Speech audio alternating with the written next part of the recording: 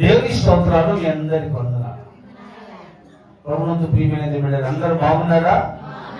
మీరందరూ బాగుండాలని, మీ క్షేమం కొరకు, మీ ఆరోగ్యం కొరకు ప్రతిదినం ప్రార్థన చేస్తున్నాం. యూట్యూబ్లో చూస్తున్న వారు కూడా దయచేసి మీరందరూ ప్రార్థన పూర్వకంగా ఈ కార్యక్రమం వీక్షించండి, లైక్ చేయండి, షేర్ చేయండి, సబ్స్క్రైబ్ చేయండి, దేవుని యొక్క పరిచయంలో సహకరించండి. ఈరోజు వాక్య భాగము కీర్తనల గ్రంథం 65వ కీర్తన మొదటి నుంచి మనం చదువుకుంటే ఇక్కడ అంటాడు, దేవా సియోనులో మౌనముగా ఉండుట నీకు స్తుతి చెల్లించుటే.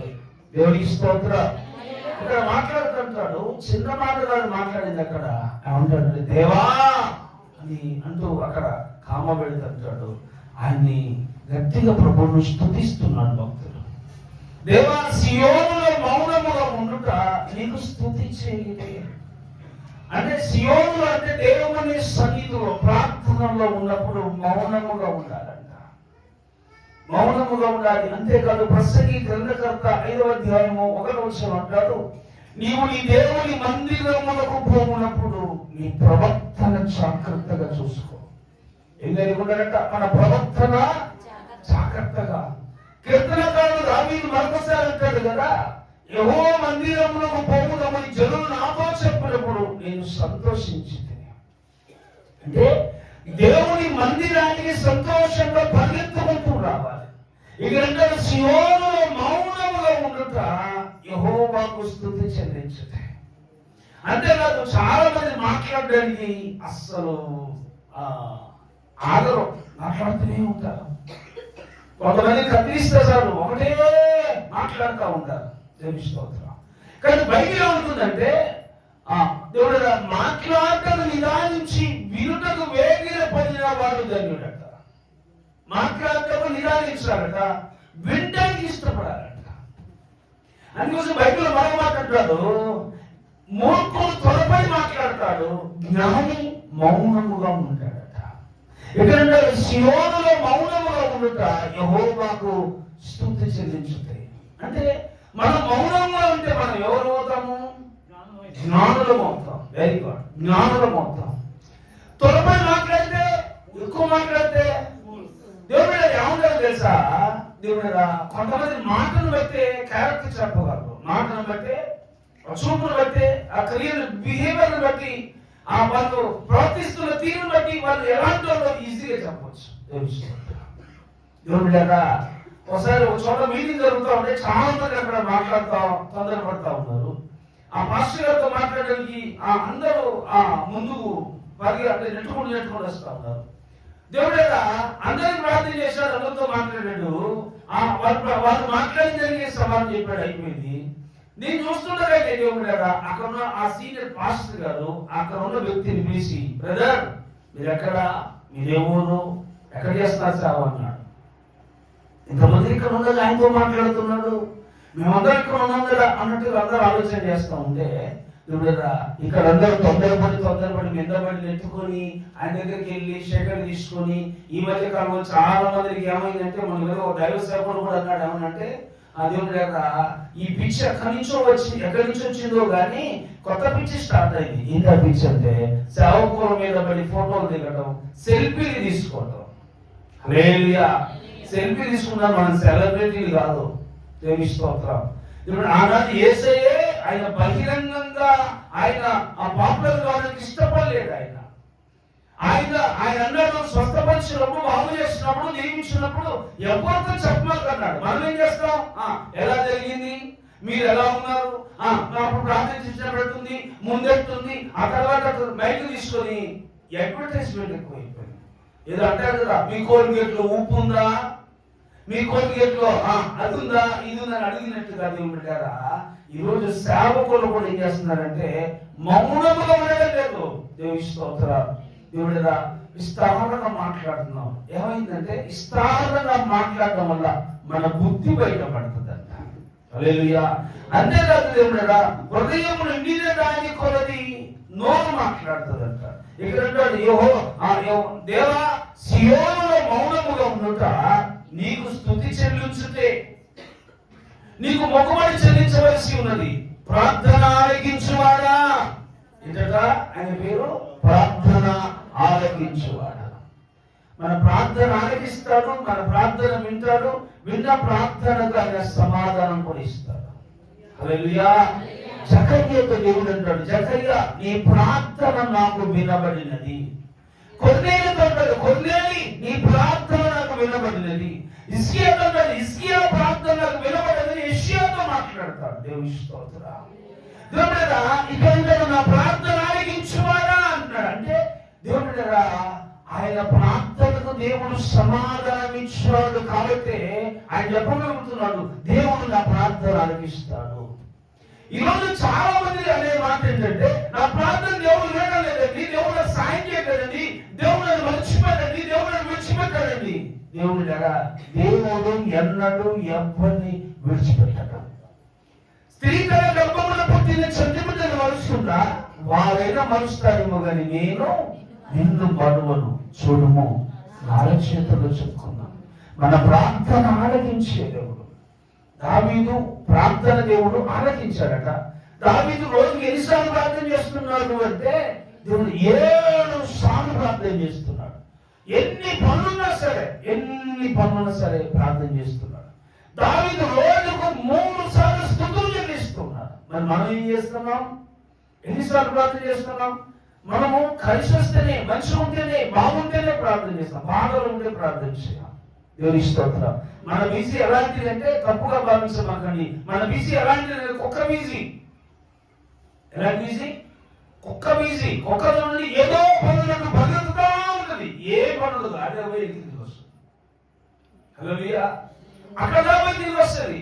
టీవీలు చూడడానికి, సినిమాలు చూడడానికి, దేవుడు అవి మాట్లాడడానికి, దేవుడు నిద్రించడానికి సమయం ఉంటుంది. దేవుడు భక్తుడు బెర్కమెన్స్ గారు పాట రాస్తాడు, నిద్రపోక ప్రార్థించే వరమీయుమా అంటాడు. నిద్రపోకుండా ప్రార్థించే దేవుడు.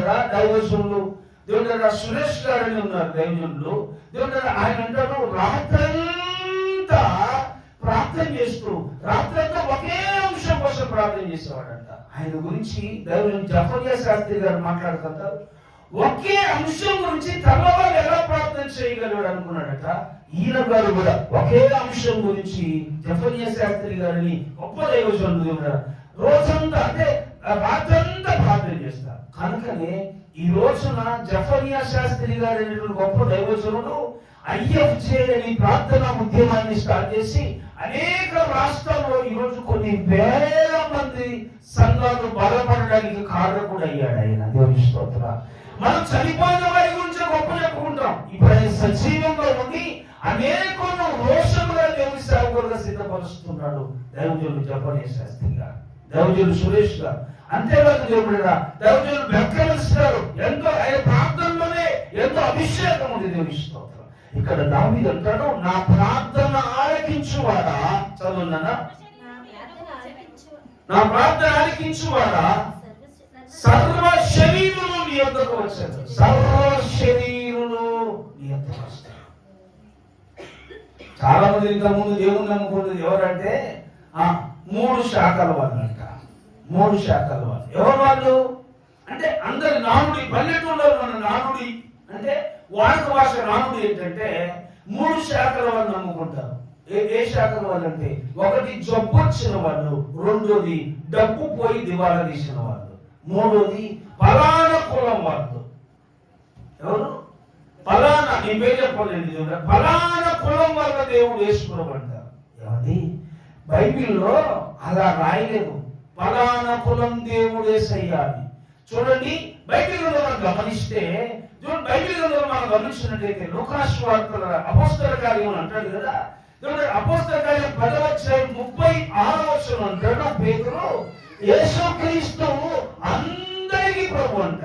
ఆయన అందరికీ, కొందరికీ కాదు, సర్వ శరీరులకి ఆయన ప్రభు అయినాడు.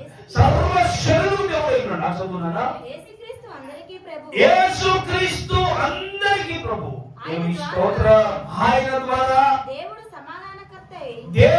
సమాధానకర్తయై సువార్తను ప్రకటించుచు. ఏంటంట? సమాధానకర్తయై సువార్తను ప్రకటించుచు. దేవుడు నేను చాలాసార్లు చెప్పాను, మీరు మరలా నాకు రిప్లై ఇస్తే నేను చాలా సంతోషపడతాను. సువార్త అంటే ఏంటి? రాజ్ కుమార్ మీరు ఆగండి, మీతో చెప్తారు. దేవుని స్తోత్రం. సువార్త అంటే ఏంటి? సువార్త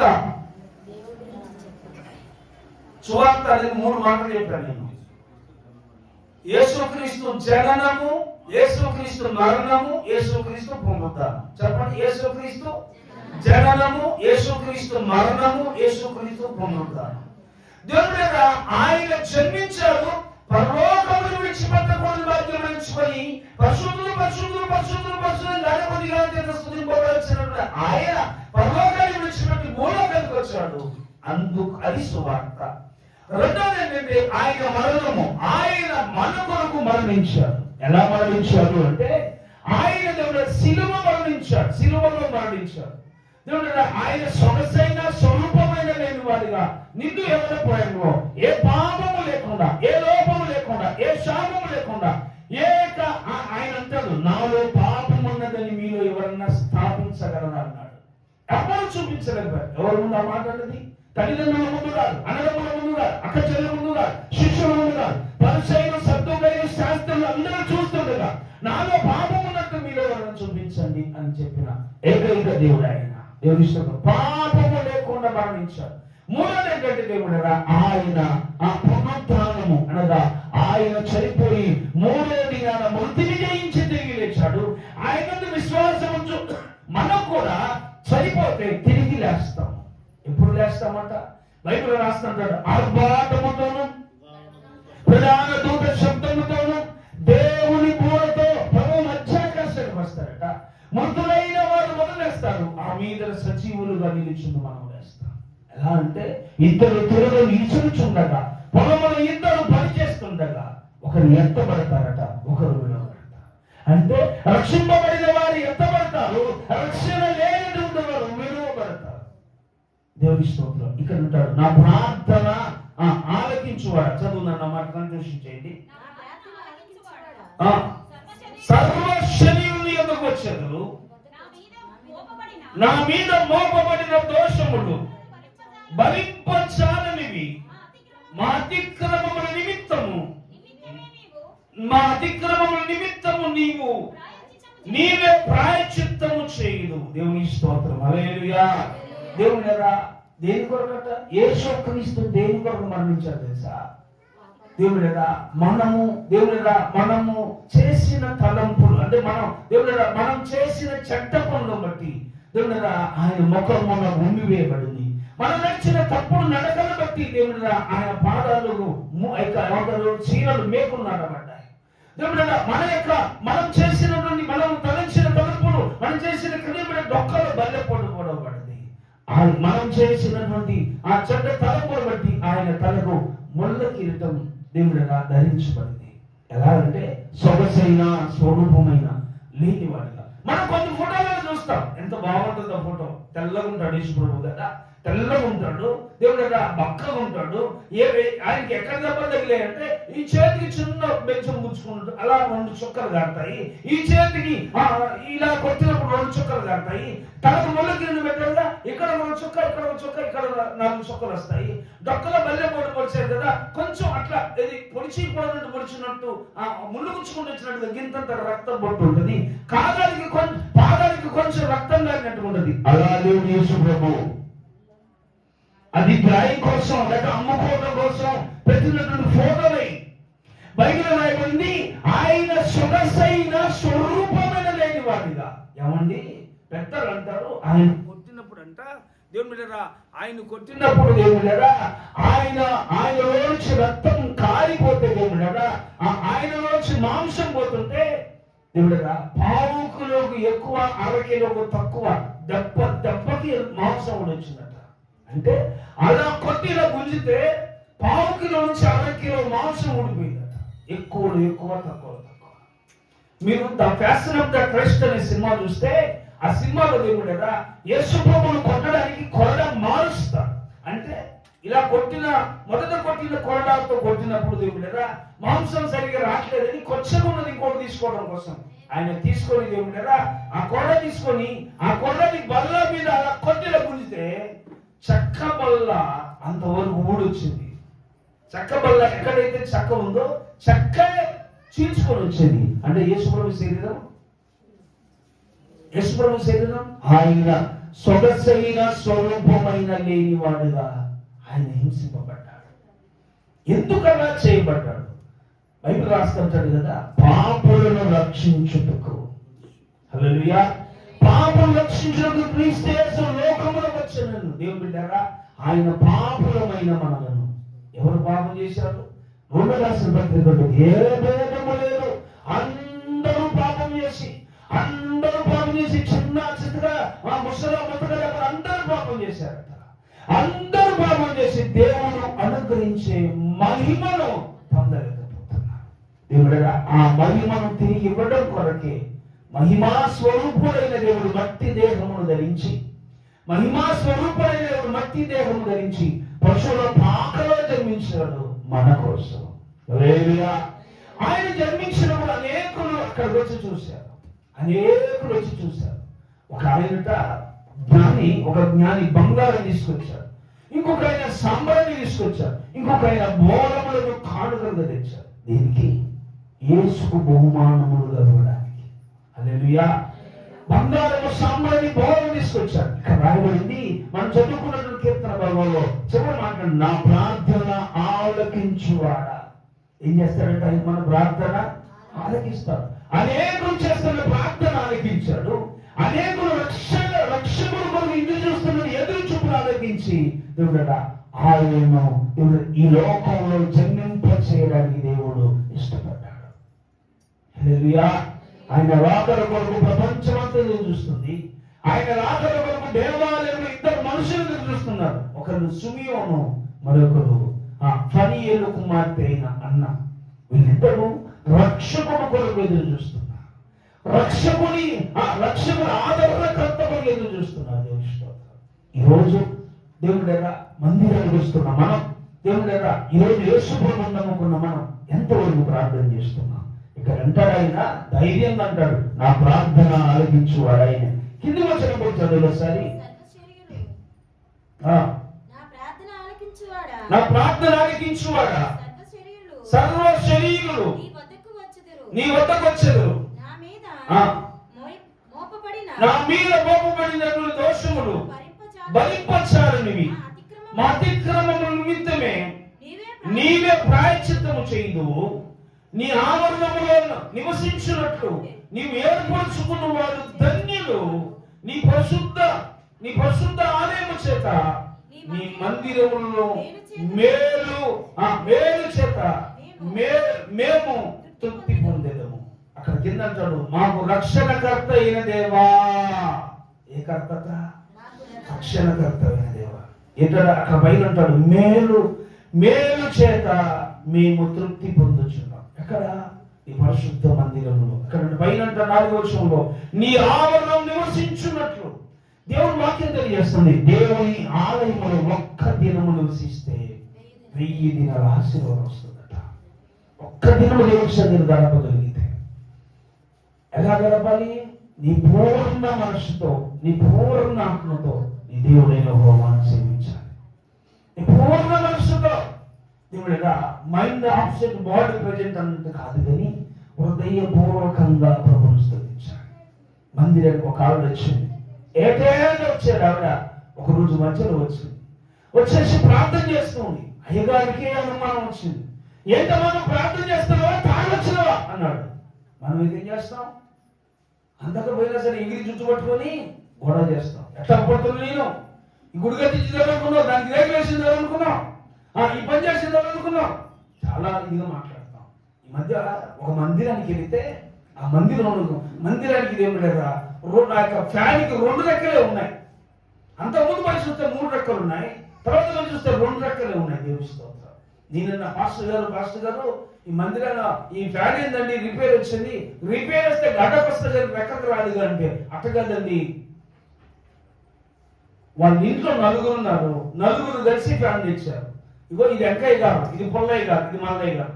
మల్లయ్య గారు కోపం వచ్చింది, ఆయన రెక్క ఆయన ఉడవెక్కపోయాడు. దేవుని స్తోత్రం. ఇంకా అయ్యాం పుల్లయ్య గారికి, అంటే అక్కడ సోరయ్య గారికి కోపంగానే సూరయ్య గారి మధ్యలో ఉన్నాడు. ఏది గడ్డ మీద రాయబడింది. అక్కడ సూరయ్య గారు అని పేరు రాయబడింది. ఆ సూరయ్య గారి కోపంతో గడ్డే పోయింది. దేవుని స్తోత్రం. దేవుడు కదా అంటే దేవుని మందిరానికి ఇచ్చిన వస్తువుల మీద కూడా పేరు రాసుకునేంత దరిద్రమైన భక్తి జీవితం కలిగి ఉంటున్నా. హల్లెలూయా. కొంతమంది అయితే పేరు చదవాలి. దేవుడు పేరు చదివి వాళ్ళకి ప్రార్థన చేయాలి. అది హిందువులు చేసే పని. మనకు మధ్యలో ఉన్న ఏర్పడి వెంకయ్య గారు, ఎవరు నా పేరుంటే బాధపడమాకండి, ఏర్పడి వెంకయ్య గారు 1016 ఇచ్చారు, మైకులు చదవాలి. లేకపోతే మన మధ్య శుద్ధి సూరయ్య గారు ఆయన 30 రూపాయలు ఇచ్చాడు, వారి కుటుంబాన్ని దేవుడు దీవించిన కనుక మైకులు చదవాలి. ఇక్కడ కూడా పేరు రాస్తారు. దేవుడు మహాకుమ్మడి మన మందిరంలో ఏ ట్యూబ్ మీద ఏం చెప్పండి, ఏ ఫ్యాన్ మీద పేర్లు లేవు. దేవుని ఇష్టం. దేవుడు మన ప్రార్థన ఆలకించేవాడు ఆయనే, మనకు సమాధానం ఇచ్చేవాడు ఆయనే. బైబిల్ అంటాడు, నీ మందిరం నీ ఆవరణములో నివసించువారు ధన్యులు. దేవుని ఆవరణంలో గడపాలట. అంతేకాదట, దేవుని ఆవరణంలో దేవుని యొక్క దేవుని యొక్క సమాధానం కొరిగెదుర్చున్నారు. బైబిల్ మనం లూకాసు వార్త చదువున్నా, మేలు చేత తృప్తి పొందుతును అంటే తను చేసిన ప్రతి ప్రార్థనకు సమాధానం వచ్చిందన్నా రాలేదన్నా? దేవుని స్తోత్రం. సమాధానం వచ్చిందన్నా రాలేదన్నా? అంటే పైన అన్నాడు కదా, నా ప్రార్థన ఆలకించువాడ అంటే చేసిన ప్రతి ప్రార్థన దేవుడు సమాధానము ఇస్తాడు. బైబిల్ రాస్తాడు మత్తయి వార్త 7:7 అంటాడు. ఏమని మనందరూ తెలుసు కదా, చదువుతారన్నా? అడుగుడు మీకు ఇవ్వబడును, వెతుకుడు మీకు దొరుకును, తట్టుడు మీకు ఇవ్వబడును, అడుగు ప్రతి వారికి ఇస్తాను అంటే దేవుడు ఆయన ప్రార్థన ఆలకించాడట. అంతేగా దావీదు ఒక మాట అంటాడు, ఆ ప్రార్థన ఆలకించడమే కాదు, నేను ఎక్కలేనంత ఎత్తైన కొండపైకి ఎక్కించువాడవు నీవే. దేవుని స్తోత్రం. ఎలాగట, నేను ఎక్కలేనంత ఎత్తైన కొండపైకి ఎక్కించువాడా. ఇప్పుడు ఎలా ఎక్కిస్తాడు? ప్రార్థన ద్వారా. అందుకోసం భక్తులు ప్రార్థిస్తాడు, ప్రార్థన వినేది పావనుడా, ప్రార్థన మాకు నేర్పుమయ, శ్రేష్టమైన భావము గూర్చి శిష్య బృందముకు నేర్పితివి. హల్లెలూయా. ప్రార్థన వినే దేవుడు, మన ప్రార్థన ఆలకించే దేవుడు, ప్రార్థనకు సమాధానం ఇచ్చేది. ఇప్పుడు దేవుడు మన ప్రార్థన ఆలకిస్తాడట. అందుకోసమే గొర్రెల దొడ్డిలో గొర్రెల కాపరిగా ఉన్న దావీదును ఇశ్రాయేలు ప్రజలకు మహారాజు చేశాడు. దేని ద్వారా? ప్రార్థన ద్వారా. దేవుని స్తోత్రం. చూడండి, బైబిల్లో మనం గమనించినట్లయితే లూకా రాసిన సువార్త 2వ అధ్యాయము మనము చదువుకుందాము. 25వ వచనం నుండి చదువుకుందాం. యెరూషలేమునందు సుమియోను అనే ఒక మనుషుడు ఉన్నాడు. అతడు నీతిమంతుడును భక్తిపరుడై ఉండి ఇశ్రాయేలు యొక్క ఆదరణ కొరకు కనిపెట్టువాడు. దేవుని స్తోత్రం. సుమియోను అనే వ్యక్తి యెరూషలేములో దేవుని మందిరములో కనిపెట్టుతున్నాడట. అంటే దేవుని ఇందామనుకున్న దేవుని ఆవరణములో నివసించేవారు ధన్యులు. ఈయన దేవుని ఆవరణంలో నివసిస్తూ దేవుడుగా ఎదురు చూస్తున్నాడని రక్షకుడు సుమియోను. కింద మనం చదువుకుంటే అక్కడ కింది భాగంలో 25వ వచనం అనుకుంటాను, 36వ వచనం చదువుకుందాం. 36వ వచనం చదవండి. ఆషేరు గోత్రీకులను ఫనియేలు కుమార్తె అయినటువంటి అన్న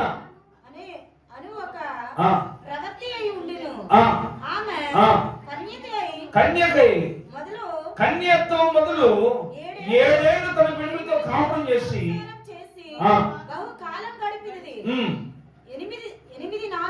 84 సంవత్సరాలు విధవరాలై ఉండి దేవాలయమును విడువక ఉపవాసముతో ప్రార్థనతో యాచనతో దేవుని మందిరములో కనిపెట్టి ఆదరణకర్త కొరకు చూస్తుంది. హల్లెలూయా. అక్కడ ఆయన చూపు దేని కొరకు? ఆదరణకర్త కొరకు, ఇశ్రాయేలు ఆదరణ కొరకు. ఈమె కనిపెట్టింది దేని కొరకు? ఇశ్రాయేలు ఆదరణకర్త కొరకు. మరి మనం కనిపెట్టింది దేని కొరకు? అయ్యగారు ఆడ వాచి లేకుండా చేసింది లేదని ఒకటైతే వెళ్ళిపోదాం. దానికోసం దేవుని స్తోత్రం. దేని కొరకు? దేవుడు టైం సమయం కొరకు. దేవుడు దేని కొరకు? ఎవరిని పిలుస్తారో వెళ్ళడం కొరకు. దేవుని స్తోత్రం. దేవుడు ఇక్కడ దావీదు విషయంలో గమనిస్తే దేవుని సన్నిధిలో ప్రార్థన చేస్తున్నాడు. హల్లెలూయా. దావీదు ఇక్కడ రాయబడింది, నీ ఆవరణములో, చదవన మాట, నీ ఆవరణలో నివసించినట్లు నీవు ఏర్పరచుకొని చేర్చుకుని వాడదన్నాడు. నువ్వు ఏర్పరచుకొని చేర్చుకుని వాడదన్నాడు. అక్కడ కూడా మనం గమనిస్తే నువ్వు తాగుబోతులనివి, నువ్వు మందిరానికి వచ్చినావు అని చెప్పేసి మాట్లాడితే ఆమె అంటారు కదా, నీ దాసులని నేను పనికి మాలిందాన్ని కాదు. అంటే ఇప్పుడు మనకు అర్థమైంది ఏంటంటే తాగేది ఎవరంటే పనికి మాలిన వాళ్ళే తాగుతారు. అని అందరి గురించి కదా మామూలు చెప్తున్నా. తెలుస్తోందా? ఎవరు తాగుతారు? పనికి మాలిన. కొంతమంది ఏంటంటే కొడుకు పుట్టాలని తాగిందంట ఒకడు. తెలుస్తోందా? కొడుకు పుట్టడం కోసం తాగినట్ట. రెండోది కొడుకు పుట్టిన ఆనందం కోసం తాగినట్ట. మూడోది అప్పులు ఎక్కువ తాగినాడు. దేవుని స్తోత్రం. హల్లెలూయా. దేవుడు కొడుకు పుట్టాలని ఆయన తాగిండు. దేవుడు తర్వాత కొడుకు పుట్టిన సంతోషం కోసం తాగిండు. తర్వాత మళ్ళీ ఏమైందో తెలుసా? దేవుడు అప్పులు ఎక్కువ తాగినట్టు తాగి తాగి తాగి చచ్చిపోయాడు. హల్లెలూయా. దేవుడు దేవుని స్తోత్రం. హల్లెలూయా. బైబిల్ తెలియజేస్తుంది దేవుడు ఈమె దేవుని మందిరానికి వచ్చి దేవుని మందిరంలో కనిపెట్టి ప్రార్థన చేస్తుంది. ఆమె అంటారు కదా, నీ దాసురాలైన నేను పనికి మాలిందని కదయ్యా, నేను యెహోవా సన్నిధిలో నా ఆత్మను చెప్పండి కుమ్మరిస్తున్నా. హల్లెలూయా. నా ఆత్మను కుమ్మరిస్తున్నా అంటే దేవుని మందిరంలో ఏం చేయాలి? మన ఆత్మను దేవుని సన్నిధిలో కుమ్మరించి ప్రార్థన చేయాలి. దేవుని స్తోత్రం. ఇక్కడ సుమియోను కూడా దేవుని యొక్క ఆ సన్నిధిలో కన్నీరు వచ్చి ఆదరణకర్తగా ప్రార్థన చేస్తున్నాడు. ఆషేరు గోత్రీకురాలు ఫనియేలు కుమార్తె హన్న కూడా దేవుని సన్నిధిలో ఆదరణకర్తగా ప్రార్థన చేస్తుంది. ఎదురు చూస్తున్నారు. ఈరోజు యేసు ప్రభువుని నమ్ముకున్నాము, ప్రార్థన చేస్తున్నాము, బైబిల్ చదువుతున్నాము అన్న మనము ఎంత ప్రార్థన చేస్తున్నాం? దేనికోసం ప్రార్థన చేస్తున్నాం? మన ప్రార్థన దేని కొరకు? మనం దేనికోసం చూస్తాం? ఒక ఆవిడ వచ్చింది, నా కొడుకులు ఇద్దరిని నీ సింహాసనానికి ఎడపక్కని కుడి పక్కన కొన్ని కూర్చోబెట్టండి అన్నది బైబిల్లో. దానికోసమా? బైబిల్ రాయబడింది, మొదట నీవు ఎంత కలిసింది ఏంటంటే నా నీతిని నా రాజ్యము ఎదుకు అవన్నీ నీకు అనుకుంటబడతాయి. నువ్వు దేవుని సింహాసనంలో కుడి పక్కన ఎడపక్కన కూర్చొని నువ్వు అనడం కాదు, నీ క్రియలు కూర్చోబెడతాయి. బైబిల్ రాస్తున్న ప్రకటన గ్రంథంలో జయించిన వాణిని నాతో కూడా నా తండ్రి సింహాసనం మీద నీరు కూర్చోబెడతాను. నువ్వు జయించాలి పాపాన్ని, లోపాన్ని, లోకంలో ఉన్న శాపాన్ని, అంబర్ని, గుట్కాల్ని, సారాయిని, అక్రమ సంబంధాలని, తాగుడిని, లోక సంబంధమైన మోసాన్ని, కుయుక్తిగా మాట్లాడే మాటల్ని, ఆ దేవుడుగా లోక సంబంధమైనటువంటి క్రియలన్నీ మానేసి విశ్వాసంగా కట్టి దాన్ని కొనసాగించేవాడిని యేసు వైపు చూస్తూ మన ఎదుటిన్న పందెపు రంగంలో ఏం చేయాలట? స్పీడ్గా పరిగెత్తొద్దంట. దేవుడు గుండెకి చచ్చిపోతాం, ఓపికతో పరిగెత్తాలి. దేవుడు దావీదు క్షమించండి, యాకోబు తన అన్నయ్య ఏశావుతో అంటాడు, రారా ఇన్ని రోజులు తెలిసా మన స్పీడ్ వెళ్ళిపోతుందా, తొందరపోతుందా అంటే ఆయన అంటాడు కదా, నా మందును నేను మెల్లగా నడిపించాలి. విషయం తెలుసా క్రైస్తవ సంఘమా, ఇక యూట్యూబ్ లో చూస్తున్న వాళ్ళైనా, మందిరంలో ఉన్న వాళ్ళైనా, దేవుని ఆశీర్వాదం మెల్లగా రావాలని ఒక్కసారి ఆశీర్వాదం వస్తే ఏమైంది తెలుసా? అయితే నాశనకు ముందు గర్వం నడుస్తుంది, పడిపోవడానికి ముందు అహంకారం మనసు వస్తుంది. గాడులు రాసుకున్న తీసుకొచ్చి రాజుగా నిలబడితే ఏం చేసిండు? అయ్యగారి మీద పడి గుడ్డలు నింపిండు. చెప్తారు ఎవరైనా? గాడుల కోసం అడగడానికి పోయిన ఆయన, గాడుల కోసం అడగడానికి పోయినన్ని తీసుకొచ్చి ఇశ్రాయేలు ప్రజలకు మొట్టమొదటి రాజుగా చేశాడు. గోత్రాన్ని చూసి బెన్యామీను గోత్రం, కీషు కుమారుడైన సౌలు, మంచి దేవుడు అందరిలో స్పెషాలిటీ కలిగి మెడ పొరుగున్నటువంటి వ్యక్తిని తీసుకొచ్చి సమాన గదిలో తీసుకున్న వాడిని తీసుకొచ్చి అభిషేకం చేస్తే ఏం చేశాడు? దైవజనుడు చేయవలసినటువంటి అర్పణ, దైవజనుడు చేయవలసిన పని ఆయన చేశాడు. అంతేకాదు ఇక్కడ శత్రువు మీదకి వెళ్ళి వాళ్ళు హతం చేసి రమ్మనంటే వాళ్ళ దగ్గర నుంచి మంచి మంచి కోడల్ని దూడల్ని తీసుకొచ్చి దేవుడు అక్కడ పెట్టి దేవుని నామానికి అవమానం తీసుకొచ్చాడు. దేవుని స్తోత్రం. అంతేకాదు దేవుడు బైబిల్ గమనించినట్టయితే అతడు 2 సంవత్సరాలు మాత్రమే దైవ చిత్తానుసారంగా పరిపాలన చేశాడు. మిగతాదంతా కూడా తన స్వచిత్తానుసారంగా పరిపాలన చేశాడు. హల్లెలూయా. దానికి కారణం గర్వం వచ్చేసి దేవుని స్తోత్రం. దావీదు తన తర్వాత రాజు అయ్యాడు. ఇప్పుడు సౌలు తర్వాత రాజు అయ్యాడు దావీదు అంటాడు కదా, నా ప్రార్థన ఆలకించువాడా. బైబిల్ మరొక చోట అంటాడు, నువ్వు నరపుత్రుని జ్ఞాపకం చేసుకున్నకు వాడు ఏ పాటి వాడు. నరపుత్రుడైన నన్ను జ్ఞాపకం చేసుకున్నకు నేను ఏ పాటి వాడిని అంటాడు దేవుని స్తోత్రం. కానీ దేవుడా, ఈ యొక్క ఉదయకాల సమయంలో ప్రభు మనతో మాట్లాడుతున్నమాట, ఆయన ప్రార్థన ఆలకించువాడు. చెప్పండి, ఆయన ప్రార్థన ఆలకించువాడు. ఆయన ప్రార్థన ఆలకించువాడు. ఒకసారి చెప్పండి పక్కన ఉన్నట్టు, ఆయన తిరగాలందరూ, ఆయన ప్రార్థన ఆలకించువాడు. హల్లెలూయా. ఏం ఆలకిస్తాడు? ఎవరో ప్రార్థన చేస్తున్నారు, ఇప్పుడు చేయొద్దని ఇప్పుడు దొంగలు బయట పెడతారు. వీరికి మీరు ఒక్కసారి చెప్తారు, ప్రార్థన చేసేవాళ్ళు దేవుని స్తోత్రం. ఏం ఆలకిస్తాడు? మరి మన జీవితాలు ఎందుకు దీవించబడడం లేదు? ఎందుకు ఆశీర్వదించబడడం లేదు? ఒక చిన్న మాట చెప్తాను మీకు, వాక్యంలో మనకు వస్తా. ఏంటో తెలుస్తుంది ఏమిటా? ఒకడంటే నీళ్ళ కోసం పోతున్నాడట, ఎక్కడ చూసిన మురికి నీళ్ళు ఉన్నాయట. ఎవరో పెద్ద ఆయన అన్నాడట కదా, అరే ఆ ఏటి పక్కన చిన్న గుంట తవ్వితే అందులో నీళ్ళు వస్తాయిరా, ఆ నీళ్లు తాగొచ్చు అన్నాడట. ఆ నీళ్లు తాగొచ్చురా, మొదట వచ్చిన నీళ్ళన్నీ చిమ్ము, అవతల చిమ్ము, తర్వాత వచ్చిన నీళ్ళు తేట నీళ్ళు వస్తాయి, అవి తాగు అన్నాడంట. ఏమిటారా? సరే అని చెప్పేసి గుంట తీశాడంట. నిజంగా నీళ్ళు వచ్చింది, ఆ నీళ్ళని చిమ్మేశాడు. తర్వాత తేట నీళ్ళు వచ్చాయి. ఒక్కసారి చేతులు పెట్టిస్తానంట. ఏమైంది? గురుకులు అయిపోయింది. దేవుడరా మరలా దేవుడరా ఇస్తాడంట. దేవుడరా దాన్ని ఏం చేయాలి? ఓపికతో తీసుకోవాలి. ప్రార్థన కూడా ఏం చేయాలి? ఓపికతో ప్రార్థన చేయాలి. మనం కూడా ప్రార్థనలో కూర్చుంటాం. ఒక దైవజనుడు అన్నాడట కదా, నువ్వు ప్రార్థన చేస్తే ఈ పర్వతం వెళ్ళి సందేహించకుండా, ఏం చేయకుండా, సందేహించకుండా ప్రార్థన చేసి ఈ పర్వతం వెళ్ళి అక్కడ సముద్రంలో పడుతుందిగా కంటే పడుతుంది. అది పట్టుకుంది ఆవిడ, ఇంటికి వెళ్ళిపోయింది. వాళ్ళ ఇంటి ముందు పెద్ద మట్టి ఏమంటుంది, పెద్ద గుట్ట ఉందంట. వాళ్ళది ఆ గుట్ట పోతని తెల్లవారు ప్రార్థన చేసిందట, పోలేదట. 2 రోజులు చేసిందంట, పోలేదట. 3 రోజులు చేసింది, పోలేదట. ఇక పరిగెత్తుకుంటూ నిమ్మలంగా నడిచేదమ్మా, పెద్ద అంగలు వేసుకుంటూ పాస్టర్ గారి దగ్గరికి వచ్చి, ఏ ప్రసంగం చేసినాను, ఏం మాట్లాడినాను అన్నదట. ఏంటమ్మా అంటే, ప్రార్థన చేస్తే గుట్ట పోతున్నావు కదా, గొట్టగాడు కదా, గొట్ట మీద ఉన్న తట్టబోలే, తట్టలో ఉన్న చెత్తబోలే అన్నదంట. ఎంత చేసినాము అన్నదంట. 1/2 గంట ప్రార్థన చేసి దేవుడు చేసినా చేయలేదని చూసినయ్యా, అయినా పోలేదు. తర్వాత మళ్ళీ కొత్తగా చేస్తున్నాం, కనుక ఒక్కడన్నా చూశానయ్యా, పోలే, ఆడనే ఉంది. తర్వాత పోయిందా పోలేదని మరలా వచ్చి కిటికీలు తెరిచి మనం చూసినా, పోలేదయ్యా, అంతే ఉంది. ఏముంది అందులో? విశ్వాసం ఉందా? దైవజనుడు వాక్యముల నుంచి ఏం చెప్పాడు? నీవు దేని నిమిత్తమైన సందేహించకుండా ప్రార్థన చేయి. ఏం చేయకుండా?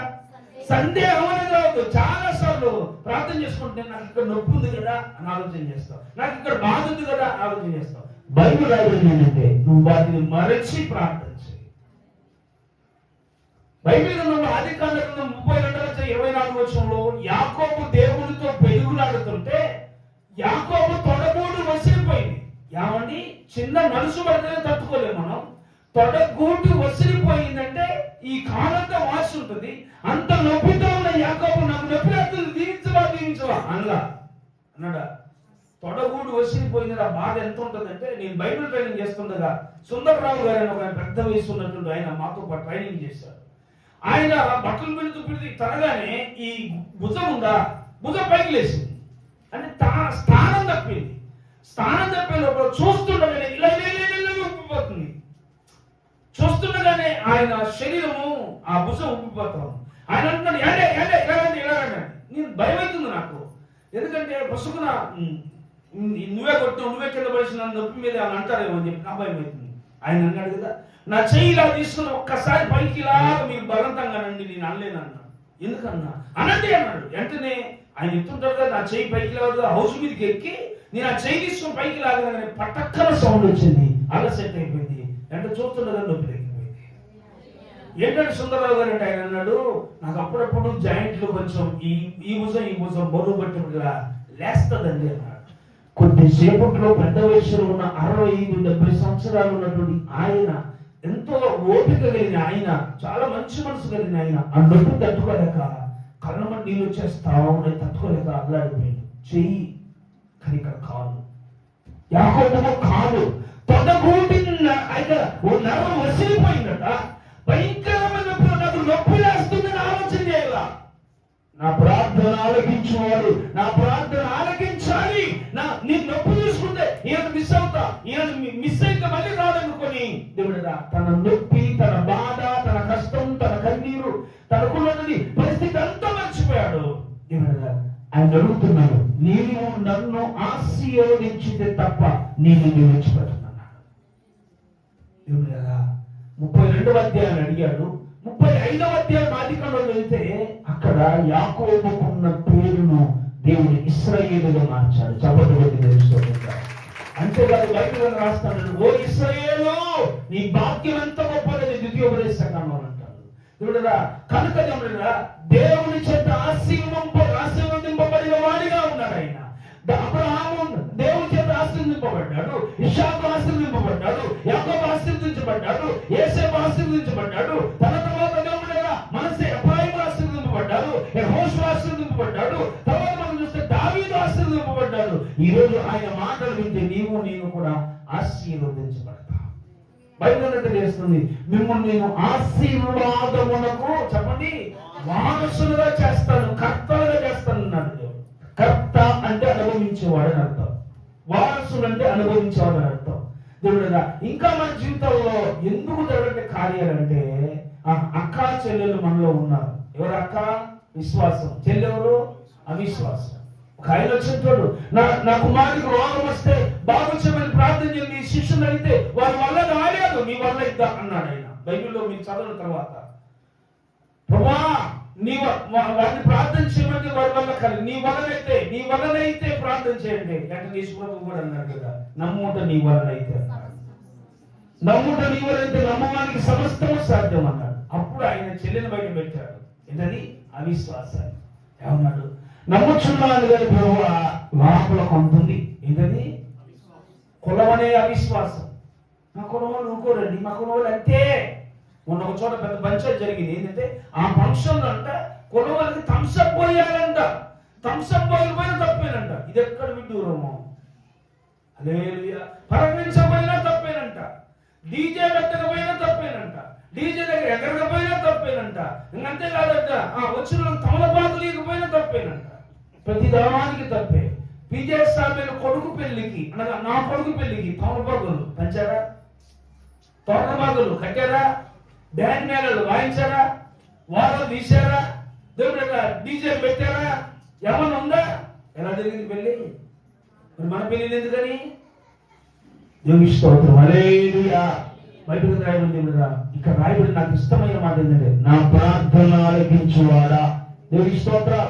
చెప్పండి, నా ప్రార్థన ఆలకించువాడా, నా ప్రార్థన ఆలకించువాడా. కాదు, నా ప్రార్థన ఆలకించువాడా. నా ప్రార్థన దేవుడు తప్పకుండా ఆలకిస్తాడు. బట్ నేను చెప్పిందండి సందేహించకుండా. కొంతమంది అడుగుతున్నారు ఆ తట్ట గురించా, గుట్ట గురించా. అదే అక్కడికి వచ్చిన ఆమె మరల ఇంటికి వచ్చిందట. తలుపులు గట్టిగా బిగించుకున్నట. తలుపులు గట్టిగా బిగించుకొని కళ్ళు గట్టిగా మూసుకొని ఉపవాసం ఉండి 3 దినాలు ప్రార్థన చేసిందట. ప్రార్థన చేసింది, వచ్చి శుభ్రంగా 3 దినాలు అయిపోయింది. గ్లాస్ మంచినీళ్ళు తాగింది, వచ్చి అడుగు మీద కూర్చుంది. గుట్టకెళ్ళి చూడట్లా, అది ఉందా పోయిందా చూడట్లే.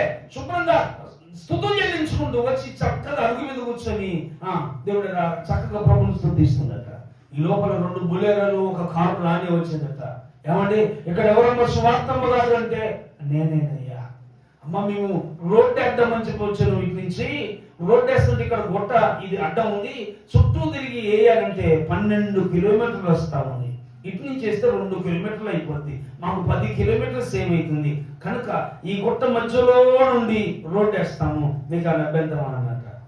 పైకి ఏమన్నా లోపల దేవుని నా ప్రార్థన పనిచేస్తుంది. హల్లెలూయా. నేను చేసిన ప్రార్థన పనిచేస్తుంది లోపల అనుకొని ఏమో చేసుకోండి. మరి అటు చేస్తే నాకేంటే లాభం? ఇగో ఏంటి లాభం అంటే, మాకు గుట్ట వేరే కాడ రోడ్డు వేస్తున్నాము, ఈ గుట్ట చుట్టూ ఉన్న మట్టి అంతా తవ్వుకుంటాం. ఈ మట్టి అంతా నీకు అభ్యంతరం లేకపోతే తక్కువ కింద ఇస్తాం డబ్బులు, తక్కువ కింద డబ్బులు ఇస్తాం. ఈ మట్టి అంతా మేము తోలుకుంటాం. రోడ్డు వరకే చోటు మాకు కావాలి, మిగతా అటుపక్క చోటు ఇటుపక్క చోటు కలిసి వస్తుంది. ఏమిటరా అంతవరకు ఆ గుట్టని ఎవరు చూసినోడు కూడా లేడంట.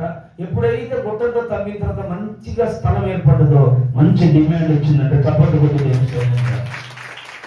మన ప్రార్థన ఆలకించే దేవుడు మన ప్రార్థనకు సమాధానం ఇస్తాడు. ఒక చిన్న మాట చదువుని ముగిస్తాను. మత్తయి సువార్త 18వ అధ్యాయము 18 రాయబడింది బైబిల్ అందులో. మత్తయి సువార్త 18వ అధ్యాయము 18 వచనం. అంతటా యేసు ఆ దయ్యములను గద్దింపగా 18 మీరు భూమి మీద వేటిని బంధింతురో అది పరలోకమందు బంధింపబడును, మీరు భూమి మీద దేని విప్పుదురో విప్పబడును. కిందకు మాట్లాడు, అది కావాలి.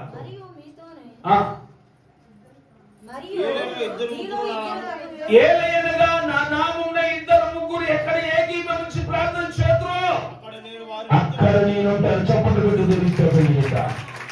ఎక్కడ 2-3 ఏకీభవించి ప్రార్థన చేస్తారు అక్కడ నేను ఉంటాను. బైబిల్ అంటారు, నీతో కూడా వచ్చి వాడు నీ దేవుడైన యెహోవాయే, ఆయన నీ మధ్యలో నివసిస్తాడు, నిన్ను మరవడు, ఆయన నిన్ను విడువడు, ఎన్నడూ ఎడబాయడు. ఆయన ఎవరు? ప్రార్థన ఆలకించువాడు. దేవుని స్తోత్రం.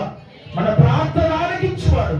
సియోనులో మౌనముగా ఉండి ప్రార్థన చేస్తే చాలా మంది ప్రార్థన చేసి వ్యర్థమైన మాటలు మాట్లాడతారు. దేవుని స్తోత్రం. ఆయన స్తుతించు, ఆయన గడపచ్చు, ఆయన మైపరచు. కరెక్ట్ సంఘం పెట్టండి అంటే పెట్టదా? సార్ నమస్తే సార్ మరి పలానా ఊరండి, పలానా సమస్య అండి, పలానా ఇబ్బంది అండి, పలానా కష్టం ఉన్నానండి, నువ్వు దీన్ని మీ సంఘం పెడతారు, పని అయిద్దని అన్ని మాట్లాడిన తర్వాత నమస్కారం పెట్టిన తర్వాత సంఘం పెడతారు. బాగానే సంఘం పెట్ట అని అనుకో, ఎటో బయటకు వెళ్ళగొట్టు. మన కూడా ప్రార్థనకు వచ్చిన స్వాతంత్రం ఆయన అగతవా ఇవా తనకి చెడగొట్టు మనకు అవునమ్మన్నప్పుడు ఎప్పుడో కుదరదు. హల్లెలూయా. దేవుని సన్నిధిలో నువ్వు కనిపెట్టి ప్రార్థన చేయి. సంవత్సరం నుంచి ప్రార్థన చేసిన కార్యం జరగలేదు. ఒక్కసారి పట్టుదల పెట్టి ప్రార్థన చేసింది అన్న, కార్యం పొందుకొని తిరిగి వెళ్ళిపోయింది. దేవుని స్తోత్రం. మన జీవితాల్లో కూడా కార్యం జరగాలంటే మన ప్రార్థన ఆలకించే దేవుడు సియోనులో ఉన్నాడు. సియోనులో మౌనముగా ఉండుట యెహోవాను స్తుతి చేయుట. ఆయన సియోను నుంచి నిన్ను పరీక్షించి చూస్తున్నాడు. నువ్వు చేసే ప్రతి ప్రార్థన వింటాడు, ప్రతి కన్నీరు తుడుస్తాడు, ప్రతి వేదన కలిగిస్తాడు, ప్రతి ఆపద నుంచి తప్పిస్తాడు. అతి కృప సమాధానం దేవుడు మనందరూ దయచేయను గాక. దేవుడు మిమ్మల్ని మీ కుటుంబాన్ని దీవించును గాక. యూట్యూబ్ ను సబ్స్క్రైబ్ చేయండి, యూట్యూబ్ ను మీరు షేర్ చేయండి, లైక్ చేయండి, దీని మీద మీ అభిప్రాయాలు తెలియచేయండి. నా ఫోన్ నెంబర్ అక్కడ ఇవ్వబడుతుంది. మీ సలహాలు మాకు తెలియచేయండి, మా పరిచయాలను ప్రోత్సహించండి. దేవుడు మిమ్మల్ని మీ కుటుంబాన్ని దీవించును గాక. ఆమేన్, ఆమేన్, ఆమేన్. ప్రార్థన చేస్తున్నాం. మహోన్నతుడైన దేవా, మహాపరిశుద్ధుడ గొప్ప దేవా, ఈ ఉదయకాల సమయంలో మీరు మాతో మాట్లాడి వందనాలు స్తోత్రాలు. మా ప్రార్థన ఆలకించువాడా కొండడాలు తండ్రి, మా ప్రార్థనకు సమాధానం ఇచ్చేవాడు వందనాలు. మీ కృప, మీ సన్నిధి, మీ కాపుదలు మాకు తోడించి రక్షించండి. మరి వీళ్ళందరి బలపరచడం విశ్వసించి అద్భుత మహత్తులు జరిగించండి. యూట్యూబ్ లో వీక్షిస్తున్న ప్రతి బిడ్డను దీవించండి. వారి కుటుంబాలు, వారి జీవితాలను నెమ్మది, శాంతి, సమాధానం దయచేసి బలపరచువాడు. రాకడ కొరకు, పరలోకం కొరకు అన్ని సిద్ధపరచమని యేసునామములో వేడుకొని బ్రతిని ప్రార్థన చేస్తున్నాము తండ్రి. Amen, amen. Praise the Lord, praise the lord.